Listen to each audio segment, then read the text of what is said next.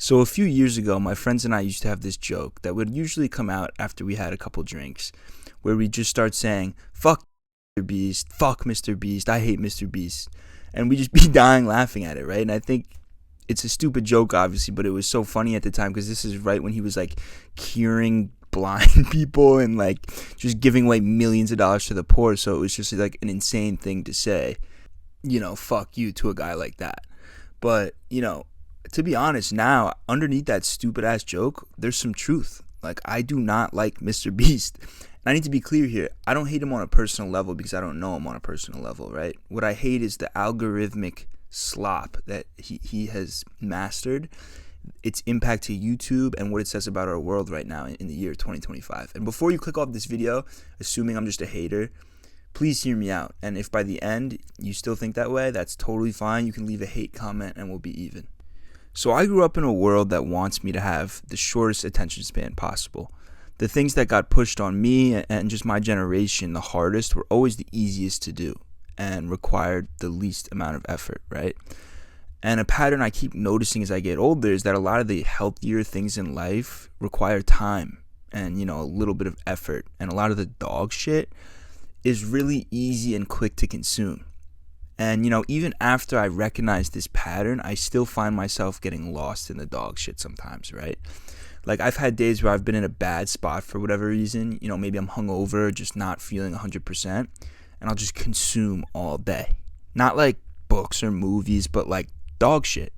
I'll be scrolling TikTok while watching some absolute bullshit on YouTube while also going through Twitter on my computer. Like, it's just terrible, right? And the worst part is, if you ask me the next day what I spent the whole day watching the previous day, I'd be like, I don't know. I dead wouldn't even be able to tell you.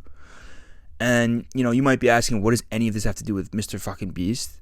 And I'll tell you, I think the first reason that this guy pisses me off is because his videos are the epitome of that type of content. The content I think is slowly killing our brains, right?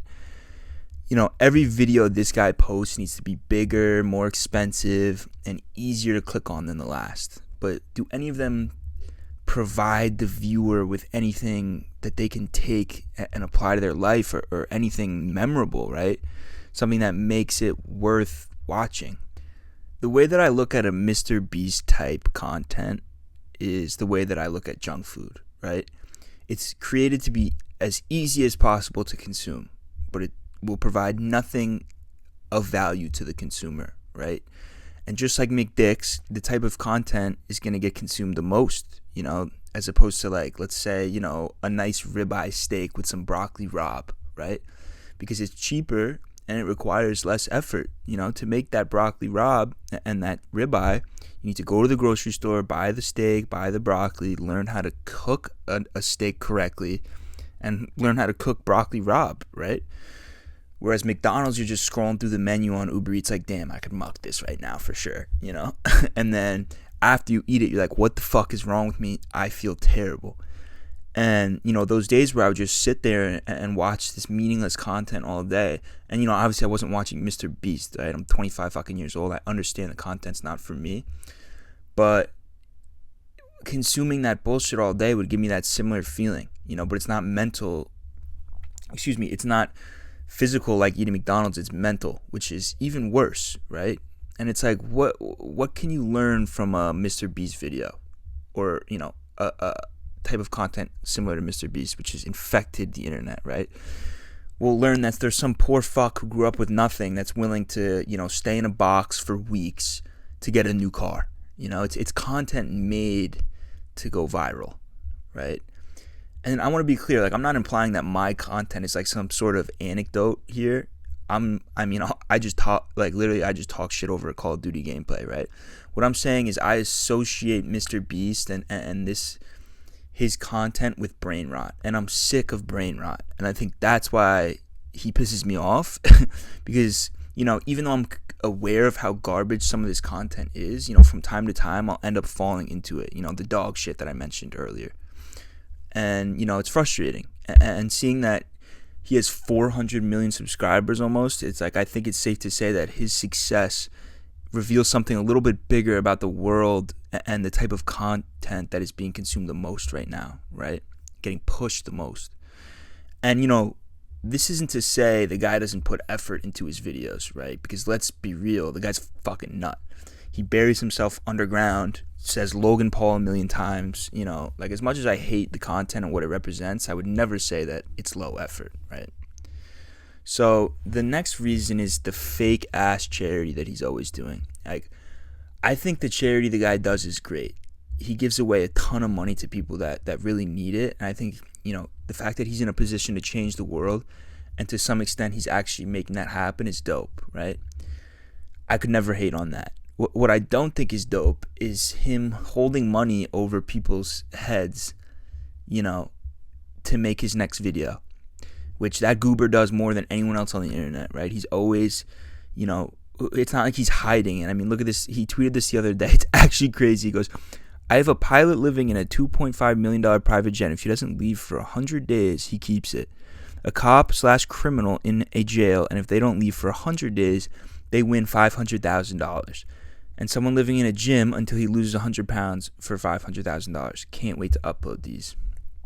I like this response. Bro's locking people away, dangling money in front of them, all for content.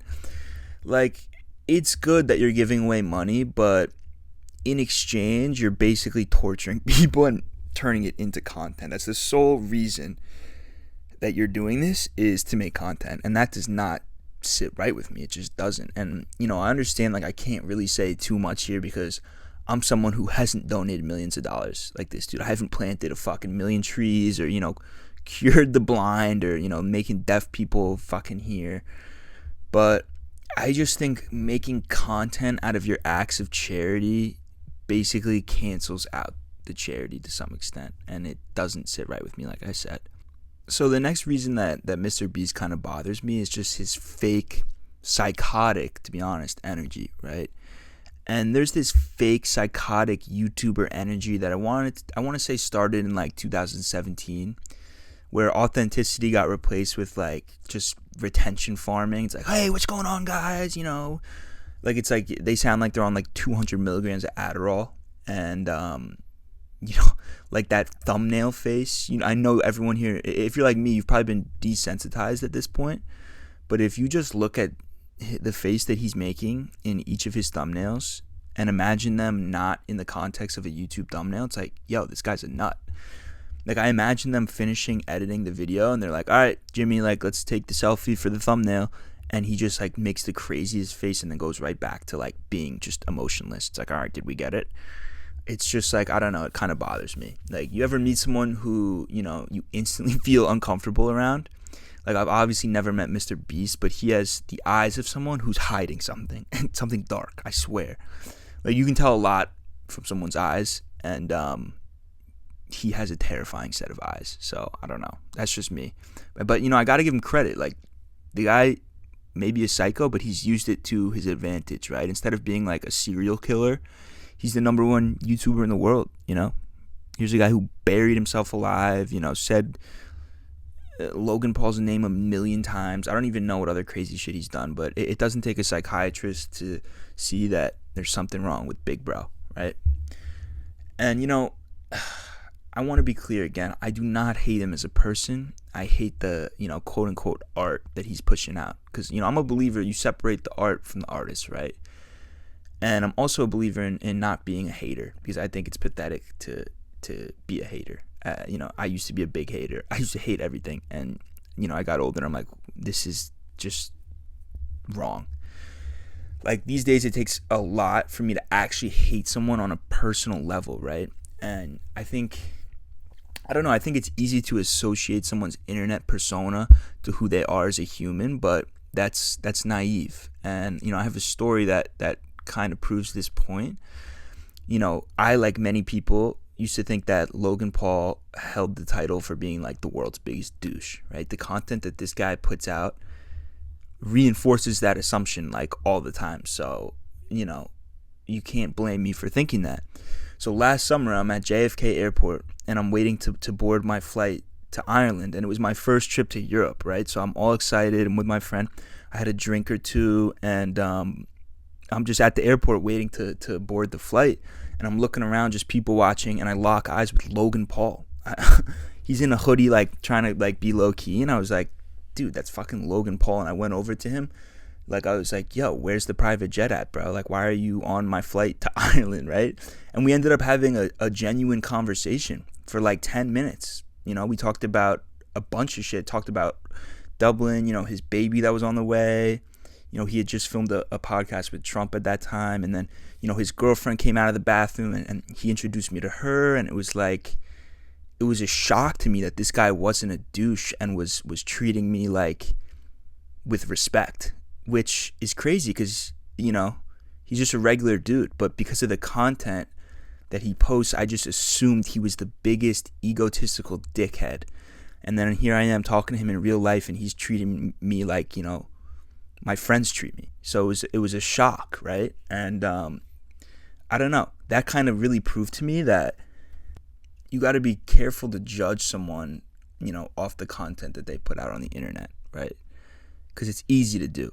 And I think even just being quick to judge, not with an internet persona person, just in general, is something that I work actively to not do, because you never know what someone's going through at any given time. You know, usually people are just doing the best that they can. So yeah, I don't hate a lot of people, and I don't hate MrBeast. Like I said, I hate the algorithmic slop that he has perfected, and I hate what it says about us, and I hate brain rot. So yeah, fuck you, MrBeast. But that's it. Thank you guys for watching, and I'll talk to you later. Peace.